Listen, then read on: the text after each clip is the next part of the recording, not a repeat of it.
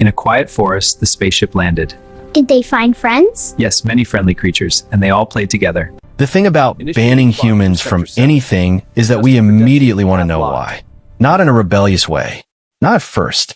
More like you tell a kid not to touch the stove, and their hand hovers 6 inches away, fingers twitching because why is doing so much work in that sentence? The ban was supposed to protect the galactic prediction networks. Keep them pure. Keep them logical. Nobody asked what happens when a species that evolved by being wrong all the time gets locked out of the machines that are never supposed to be wrong. The Veth Council thought they were securing the future. They just made sure nobody was watching the present. The Veth Council chamber rotated slowly, a ring of polished obsidian that spun once every standard hour to remind everyone inside that time was relative and they were very, very important. Ambassador Lena Torres had been standing in the visitor's dock for 47 minutes, while 3 different Veth officials explained to her, in increasingly simple terms, why humans were being removed from all galactic prediction systems. "We have determined," said the senior predictor, whose name was something like a throat clearing followed by a wind chime falling downstairs, "that human cognitive patterns introduce unacceptable variables." Lena nodded. She'd heard this before. 14 times across 6 different diplomatic missions, each time with more polite phrasing and less actual information. Unacceptable how? The senior predictor's eye stalks twitched. Veth didn't have faces the way humans understood them, but Lena had learned to read the subtle shifts in their skin patterns. Right now, the senior predictor was cycling through a color she'd come to recognize as we practiced this explanation, but you're asking the wrong question. Your species demonstrates a consistent inability to process probability in linear terms. That's a very nice way of saying we're bad at math. We did not say, no, I get it. Lena shifted her weight. The visitor's dock had no chair. Veth didn't sit. They floated on repulsor fields that humans found deeply uncomfortable. We don't think like you. We don't predict like you. So you're kicking us off the network. Banning, corrected the junior administrator, a younger Veth whose skin hadn't learned to lie yet. Not kicking, banning. It's regulatory. Lena laughed. She couldn't help it. The sound echoed off the obsidian walls, and 3 Veth officials flinched simultaneously, which was almost worth the back pain from standing on the damn floating platform. Regulatory, she repeated. Right. And this has nothing to do with the fact that human users kept breaking your prediction algorithms. The senior predictor's color shifted to something Lena hadn't seen before. She made a mental note. Embarrassment, maybe, or indigestion. Veth biology was weird. Breaking is a strong word, said the junior administrator. What word would you use? Confounding. Lena smiled. Confounding. I like that. Makes us sound mysterious instead of annoying. The truth was more complicated, and everyone in the room knew it. Galactic prediction systems worked because they aggregated data from thousands of species, each processing probability through their own biological and cultural frameworks. The Veth were linear. The Xylos were recursive. The Drifters were probabilistic to the point of paralysis. Together, their inputs created a balanced model that could predict everything from commodity prices to conflict zones with 97% accuracy. Then, humans started contributing. The first sign of trouble came from the economic sector. A human trader named Marcus Webb, working for a mid-tier shipping consortium, kept making bets that the prediction systems said had a 3% chance of success. He kept winning. Not always, but enough. The models adjusted, incorporating his behavior, and suddenly the 3% predictions started shifting to 11%, then 19%, then 34%. The Veth ran diagnostics. The human wasn't cheating.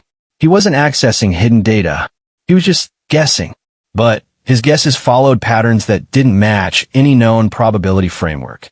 When a Veth tried to model how he guessed, their prediction systems developed feedback loops that took weeks to unravel. Marcus Webb was banned from economic prediction networks within 6 months. He was the first. He was not the last. By the time Lena Torres stood in the Veth Council chamber, over 800 humans had been banned from various prediction sectors. Military forecasting, agricultural planning, Diplomatic outcome modeling. Each band followed the same pattern. Human joins network. Human's inputs cause statistical anomalies. Human gets removed. Network stabilizes. The Veth said it was a compatibility issue. Humans said it was because they kept being right when they should have been wrong. Nobody had proven either position yet, but Lena had her suspicions. The ban goes into effect immediately, said the senior predictor, returning to its practice script. All human-generated data will be purged from prediction systems within 30 standard days. Human access to predictive interfaces will be terminated. This decision is final. Lena nodded again. She'd known this was coming. Her government had known. Hell, Marcus Webb had predicted it 6 months ago, which was probably why he'd already started his own consulting firm and was charging Veth corporations 3 times his old salary to tell them what their own prediction systems couldn't. Can I at least ask what happens to the data we've already contributed? Purged, repeated the junior administrator. As stated, no archival detention, no cultural preservation exemption. The senior predictor's eye stalks did something that might have been a shrug. Your species has only contributed to prediction systems for 14 standard years. That is insufficient duration to warrant preservation. Lena felt something tighten in her chest. 14 years. That was how long humanity had been part of the galactic community's most critical infrastructure. 14 years of human intuition, human stubbornness, human wrongness being fed into machines that were supposed to be perfect. And now they were being erased. Okay, she said. Then, I guess we're done here. The senior predictor's skin flickered. You do not wish to appeal? Would it help? No. Then no. Lena stepped off the visitor's dock and walked toward the exit. The obsidian floor was cold through her shoes. Behind her, she heard the Veth officials begin their post-meeting debrief, their voices a low hum of satisfaction at a problem solved. She stopped at the door. One more thing. The senior predictor turned. Yes. There's a human saying. About predictions. Lena smiled. It goes, it's tough to make predictions, especially about the future. The Veth stared at her. Their skins cycled through confusion colors. That is tautological, said the junior administrator. Yeah, said Lena. That's the point. She left before they could ask what the point was. She wasn't sure she could have explained it anyway. The saying was old. Older than spaceflight. Older than electricity. Some people attributed it to a physicist named Bohr. Others said it was a baseball player named Berra.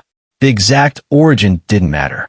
What mattered was what the saying captured about humans. That they knew predictions were impossible, and they made them anyway, and sometimes just often enough to be dangerous. They got them right in ways that made no sense. The Veth didn't understand that. They thought prediction was math. Humans knew prediction was story. A story about what might happen next, told with incomplete information and desperate hope, and the stubborn refusal to accept that the future was already written. You couldn't purge that from a system. You could only ban the people telling the story, and then wonder why the system started missing things. 3 weeks after the ban went into effect, the first major prediction failure hit the galactic agricultural networks. The failure wasn't dramatic. No explosions. No famines. Just a slowly spreading error in crop yield forecasts for the Krell sector, which produced 40% of the protein substrate used in manufactured food across 12 systems. The prediction system said yields would hold steady. The actual yields dropped. Not much. 3%. But 3% of 40% of 12 systems food supply was a lot of empty stomachs. The Veth ran diagnostics. The prediction model had accounted for weather patterns, soil depletion, pest migration cycles, and labor availability. Everything checked out. The model should have been accurate. It wasn't.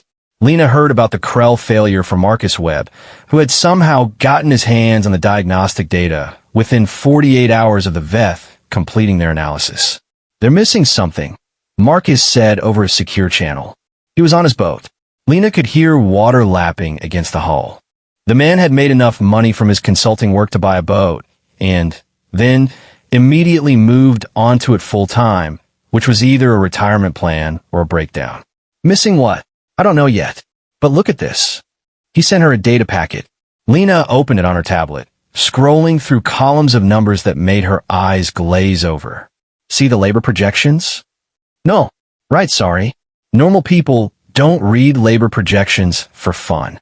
Here, he highlighted a specific data stream. The prediction system assumed Krell labor patterns would follow historical averages. But look at the variance in the actuals. Lena squinted. The numbers still didn't mean much to her, but she could see the pattern Marcus was pointing at, a small, consistent deviation that started about 3 weeks ago and had been growing since. What caused the variance? That's the thing. Marcus's voice got quieter, the way it did when he was working through a problem in real time. The system can't tell. The variance doesn't match any known labor disruption pattern. But here's what's interesting, he sent another highlight. The deviation started exactly 1 day after the ban went into effect. Lena sat up straighter. You think this is related to human data being purged? I think it's related to something the human data was correcting for. Something the Veth never noticed because their models couldn't see it. That's a big claim, Marcus. I know. That's why I'm not making it publicly. Not yet. She heard him take a drink of something. But, Lena, I've been running my own models on this. Old ones. Ones that still have my data in them. And they're catching the variance.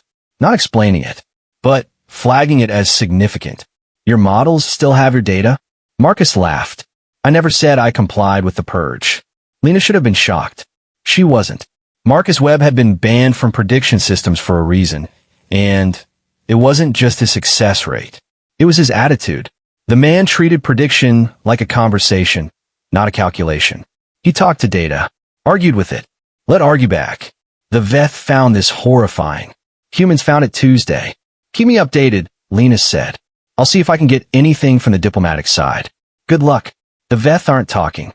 They're embarrassed. They should be. 3% of 12 systems is a lot of hungry people. It's going to get worse, Marcus said. Not like a prediction, like a fact he was observing. The Krell failure is just the first. Something's wrong with the whole system. The ban didn't fix it. It just made it so nobody's watching the thing that's breaking. Lena ended the call and stared at her tablet for a long time. The Veth Council had banned humans from prediction systems because humans introduced unacceptable variables. But maybe the unacceptable variables were the only things holding the system together. The second failure hit 6 weeks later. This one was military. The Ulrich hegemony had been using galactic prediction systems for strategic planning for over 2 centuries.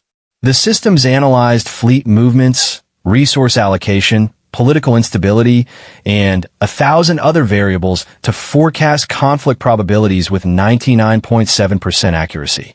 The Ulrich trusted these predictions. They had built their entire defense strategy around them. When the prediction system said a border skirmish had a 2% chance of escalating to full warfare, the Ulrich believed it. They were wrong. The skirmish escalated. 3 Ulrich cruisers were destroyed before the hegemony could mount a response. 12,000 crew members died.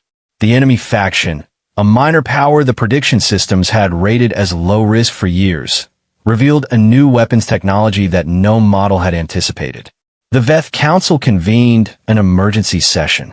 Lena was not invited, but she watched the public feed from her office on the diplomatic station, her coffee growing cold as the senior predictor explained what had gone wrong. Our models failed to account for a variable outside our probability frameworks, the senior predictor said, its skin a flat, sickly gray. The enemy faction's behavior did not follow predicted patterns because their decision-making process was influenced by non-standard inputs. What kind of non-standard inputs? Asked a Veth Council member. The senior predictor hesitated. Its skin flickered. We believe they were influenced by a human. The chamber went silent. Lena leaned forward in her chair. A human consultant, the senior predictor continued, provided strategic advice to the enemy faction approximately 8 months ago. The advice was not incorporated into our prediction models because human data had already been flagged for removal. However, the human's influence appears to have created persistent behavioral changes that our models could not anticipate. So, a human caused this war? Demanded the council member. No, The senior predictor's skin cycled through several colors before settling on something that looked like exhaustion. A human predicted it. 8 months ago, the enemy faction acted on that prediction. Our models did not see the result because we had removed the predictor from our inputs. Lena set down her coffee. Marcus had said it would get worse. He hadn't said how.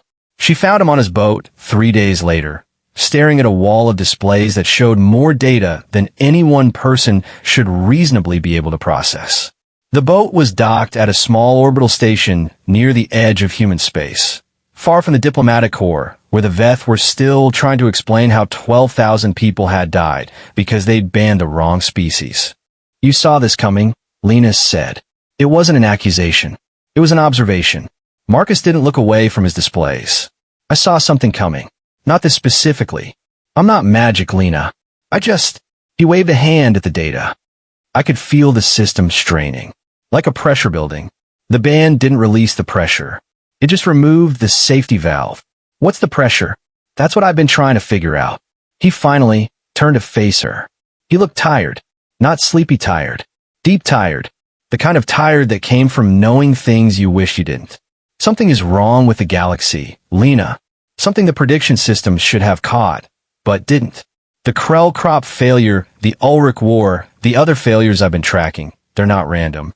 They're symptoms. Symptoms of what? Marcus pulled up a new display. This one showed a map of the galaxy, with colored regions indicating prediction system confidence levels. Most of the map was green, high confidence, but there were patches of yellow, orange, and red spreading outward from the edges. The prediction systems are becoming less accurate over time, Marcus said. Not dramatically. Not in ways that would trigger immediate alarms. But the drift is real. And it's accelerating. Since the ban? Since before the ban. The ban just made it worse. The human data was masking the drift. Compensating for it somehow. He zoomed in on a red patch near the galactic core. This region here. The Veth have been predicting stability there for 300 years. But look at the actual conflict data. Lena looked. The numbers were small, but the trend was clear. Conflicts in the core region had been increasing for decades. Slowly, imperceptibly, but consistently. The prediction systems have been wrong about the core for a long time, Marcus said. They just didn't know it because the errors were too small to trigger their error correction protocols. But the errors are cumulative. They've been building, and now, he gestured at the map. Now the system is starting to fail in ways that can't be ignored. Why? Marcus was quiet for a long moment. When he spoke again, his voice was different. Softer. Almost gentle. Because the galaxy isn't a math problem, Lena. It's a story. 1,000,000 billion stories, all interacting, all changing each other. The Veth built their prediction systems on the assumption that the future is a continuation of the past. That probability is destiny. And it's not. No. Marcus smiled. It was a sad smile. The future is what happens when someone decides to do something stupid, or brave, or kind, or cruel. The Veth can't predict that because they can't imagine it.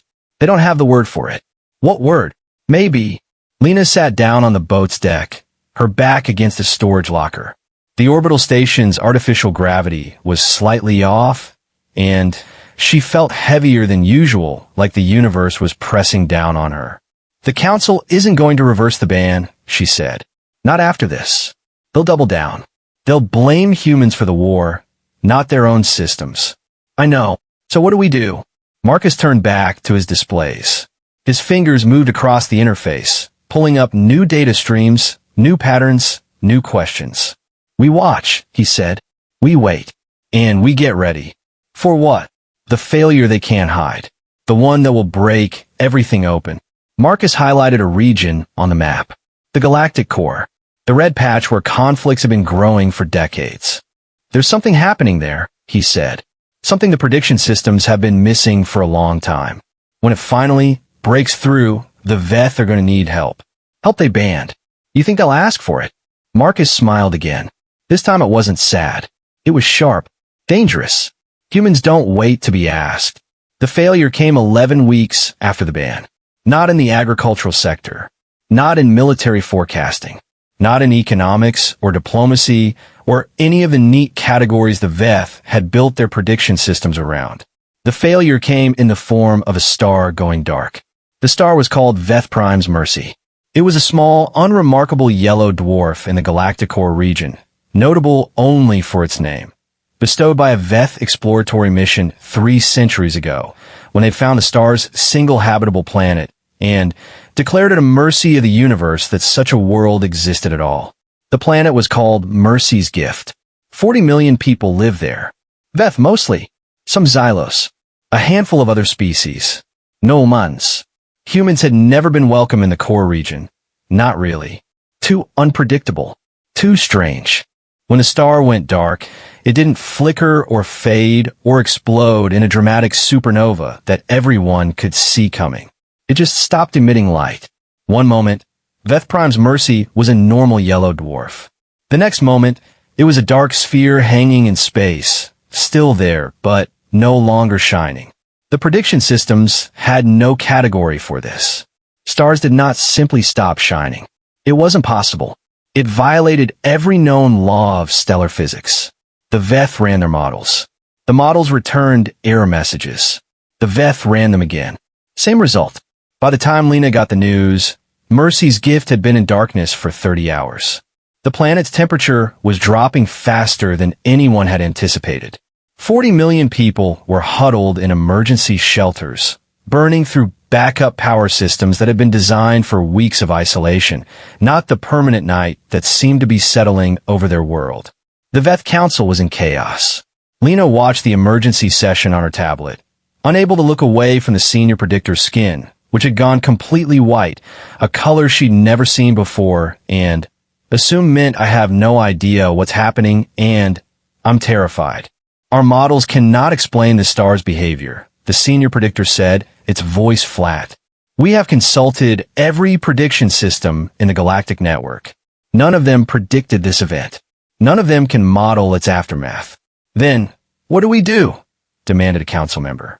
We are calculating options. How long will that take? The senior predictor hesitated. We do not know. The chamber erupted. Lena turned off the feed and called Marcus. Tell me you're watching this. I'm watching. Marcus's voice was tight, focused. Lena, I've been running my own models on the core region for weeks. The drift I was seeing, it wasn't random. It was pointing toward something. I think this is that something. You predicted a star going dark. No, I predicted a discontinuity. An event that didn't fit any known pattern. Something the prediction systems would miss because they couldn't imagine it. He paused. I didn't imagine this. But I imagined something. What's causing it? I don't know. But I got a theory. She heard him typing, pulling up data. The core region has been unstable for a long time. The prediction systems kept saying it was stable because the instability didn't match their models. But the instability was real. And it was growing. Growing toward what? Toward a breaking point. A threshold where the accumulated errors in the prediction systems finally collapsed into something the systems couldn't ignore. Marcus's voice got quieter. Lena, the Veth built their entire civilization around prediction. They don't make decisions without running the numbers first. They don't act unless the models say action is safe. And now the models are useless. So they're paralyzed. Worse, they're blind. They've been blind for a long time. They just didn't know it because the blindness was gradual. But now he exhaled. Now a star went dark, and they have no idea why. 40 million people are freezing to death on a planet that used to have a sun, and the Veth are calculating options. You want us to do something? I want us to go look. Lena stared at her tablet. The emergency feed showed the Veth Council still arguing, still demanding answers the prediction systems couldn't provide. 40 million people, dying in the dark. How do we get there? I've got a ship. Fast one. Bought it with my consulting money. Marcus's voice was almost casual now, like he was offering to lend her a car. We could be at Mercy's Gift in 48 hours. The Veth won't let us in. The ban applies to prediction systems, not to rescue missions. She heard him smile. Besides, I wasn't planning on asking permission. The ship was called Maybe. Marcus had named it himself, and When Lena asked why, he just shrugged and said, because it's the most important word humans ever invented. The journey to Mercy's gift took 43 hours, not 48. Marcus had underpromised, which Lena was learning was his default mode. The man loved being underestimated. It gave him room to surprise people. They spent most of the journey watching data feeds from the core region. The situation on Mercy's gift was getting worse. The temperature had dropped to minus 40 degrees Celsius. Emergency shelters were failing. Power systems were running out of fuel. The Veth had finally stopped calculating options and started organizing evacuations, but they only had enough ships to move about 5,000 people per day. At that rate, everyone on Mercy's gift would be dead before the evacuation was complete. There's something I don't understand, Lena said, watching the numbers climb. Why can't the Veth predict the star's behavior? Even if they didn't see it coming, they should be able to model it now. Figure out what's happening. Marcus was quiet for a moment. He was piloting the ship manually, which Lena thought was strange. Most spacecraft flew themselves, but Marcus seemed to prefer it. His hands moved across the controls with a practiced ease that suggested he'd spent a lot of time alone with this ship. Remember what I said about the galaxy being a story? Yes. The Veth built their prediction systems on the assumption that stories follow rules. That if you understand the past, you can predict the future. But that's not how stories work. He glanced at her. Stories have surprises, twists, things that don't follow the rules because the rules were wrong to begin with. You think the star going dark is a twist. I think it's a sign that the Veth's understanding of the universe is incomplete. They've been using prediction systems to navigate reality, but the systems are only as good as the assumptions they're built on. And the assumptions are wrong. How do you know? Marcus smiled. It was a strange smile, half sad, half excited. Because I've been running my own predictions. Not on the Veth systems. On my own. Old school human methods. Good feelings. Pattern recognition. The kind of thinking the Veth banned because they couldn't model it. And what do your predictions say? Marcus looked out the viewport at the darkening stars ahead. They say we're going to find something at Mercy's gift. Something the Veth never imagined. Something that's going to change everything. They arrived at Mercy's gift to find a world in twilight. The star, Veth Prime's Mercy, hung in space like a dead eye, dark and cold. Lena could see it through the viewport, a black sphere against the distant glow of the galactic core. It should have been blinding. Instead, it was almost invisible, detectable only by the way it blocked the stars behind it. The planet itself was worse. Mercy's gift had been a garden world, lush and warm, famous for its bioluminescent forests and temperate oceans. Now it was a frozen wasteland, its surface covered in frost, its atmosphere condensing into snow that fell in constant, silent sheets. Look at this, Marcus said, pointing to a sensor reading. The star isn't just dark. It's cold. Its surface temperature has dropped below freezing. That's not possible. Neither was it going dark in the first place. Marcus was already running diagnostics, his fingers flying across the interface. There's something inside the star. Something that's absorbing its energy. Inside, deep inside, the core. He pulled up a new reading. Whatever it is, it's big. And it's growing. Lena felt a chill that had nothing to do with the frozen planet below. Growing how? Like it's eating the star from the inside out. Consuming its energy. Converting it into something else. What's something? Marcus shook his head. I don't know. My sensors can't penetrate that deep. But I can see the effects. The star's energy output has dropped by 97%. At this rate, it'll be completely dead in another 72 hours. And the planet will freeze solid. No atmosphere. No life. Nothing. 40 million people. Lena thought about them huddled in their shelters, watching their breath fog in the cold air, waiting for help that wasn't coming fast enough. Can we land? We could try. Marcus was already plotting a course. But, Lena, if we go down there, we might not be able to leave. The star's gravity is shifting. Unpredictable. My ship can handle a lot, but I don't know if it can handle whatever's happening down there. 40 million people, Marcus. He looked at her. His face was calm, but his eyes were bright with something that might have been fear or might have been hope. Yeah, he said. I know. They landed on Mercy's Gift 3 hours later. The evacuation center was a sprawling complex of temporary shelters built around the planet's main spaceport. It was chaos. Thousands of people milled about in the cold, wrapped in emergency blankets, their breath fogging the air. Veth and Xylos and a dozen other species, all of them wearing the same expression: confusion, fear, the dawning realization that the prediction systems had failed them.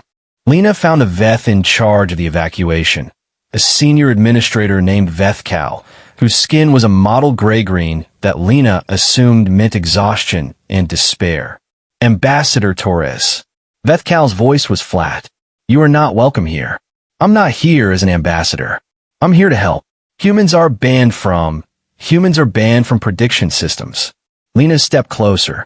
I'm not here to predict anything. I'm here to evacuate people. Unless you'd rather freeze. Vethcal's skin flickered. Around them, the evacuation continued. Ships lifting off, people pushing through the cold, the constant low hum of desperation. We do not have enough ships, Vethcal admitted finally. At current rates, we will lose 70% of the population before the evacuation is complete. What do you need? More ships, more power, more time. The Veth's skin grayed further.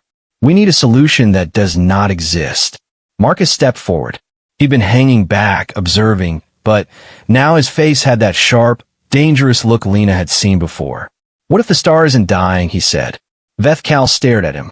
What? The star. It's not dying. It's being consumed. Something inside it is eating its energy. But that something is also generating energy of its own. Different kind of energy. My sensors picked it up on the way in. What kind of energy? That's the thing. Marcus pulled out his tablet, showing readings that made no sense to Lena, but made Vethcal's skin go pale. It's not any kind I recognize, but it's powerful. More powerful than the star's original output. If we could tap into an unknown energy source inside a dying star. Vethcal's skin cycled through several colors in rapid succession. That is insane. Yeah, said Marcus. It probably is. It will kill anyone who attempts it. Probably. This is not a plan. This is suicide. Marcus looked at the frozen planet around them, at the thousands of people huddled in the cold, at the dark sky where a dead star used to shine. Do you have a better one?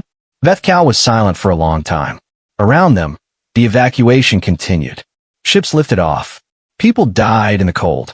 No, the Veth said finally. I do not.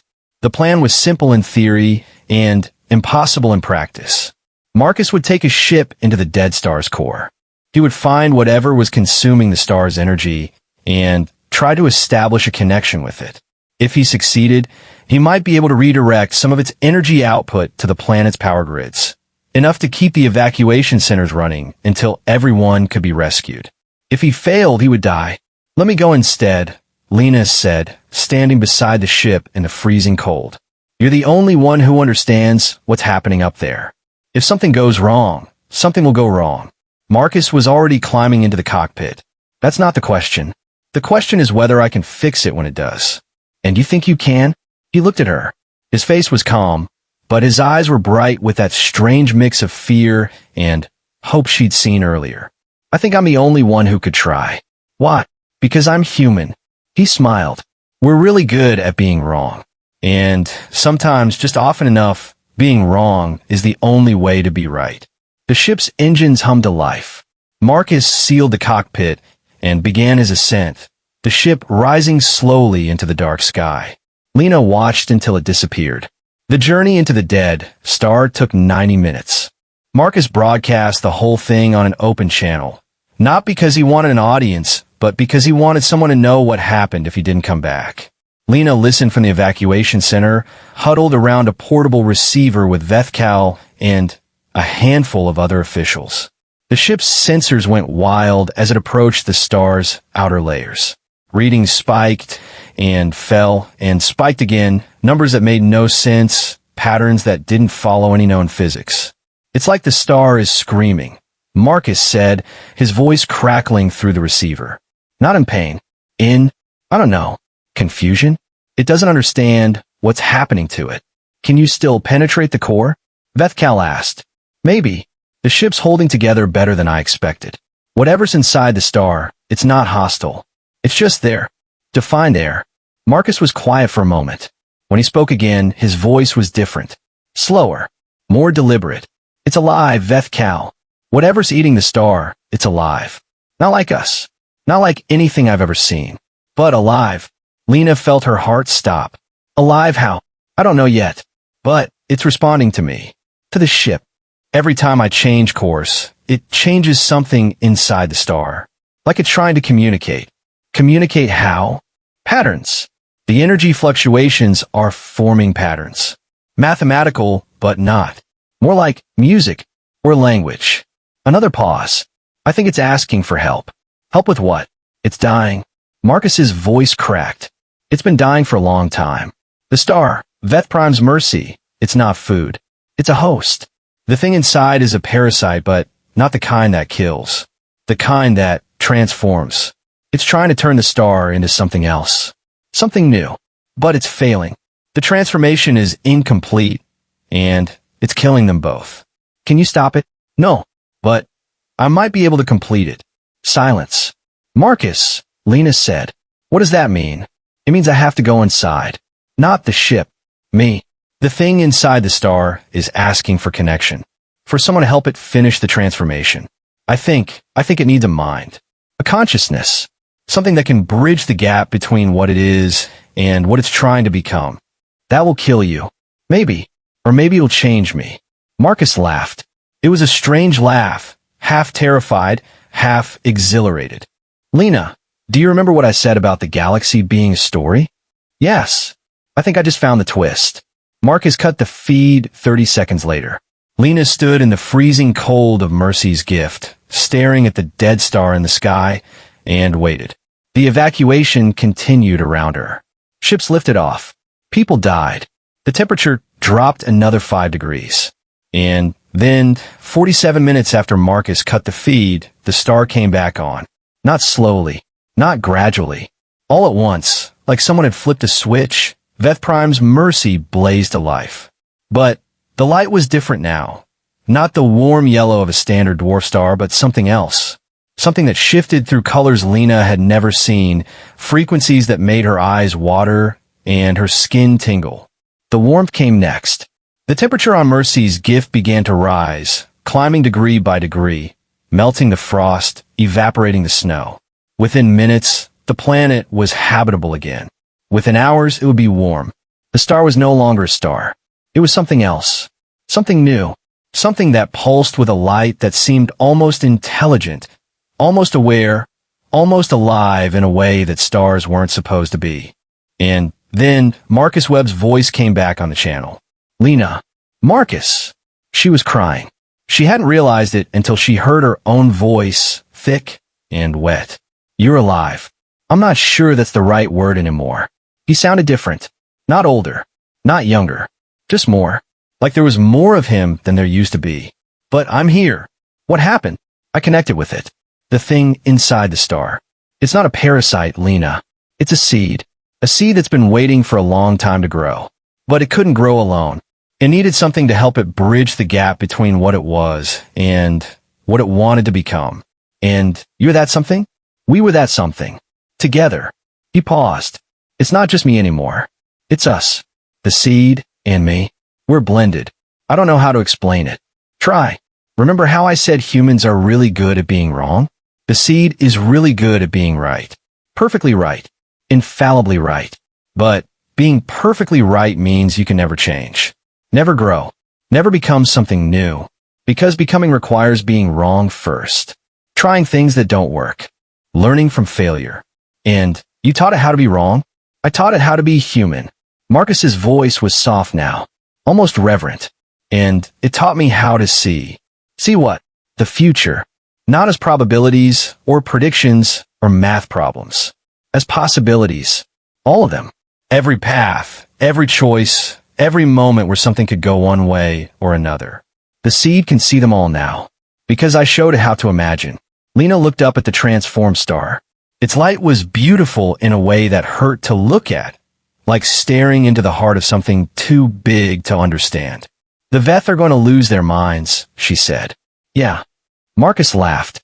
They banned humans from prediction systems because we introduced unacceptable variables. And now I've become the ultimate unacceptable variable.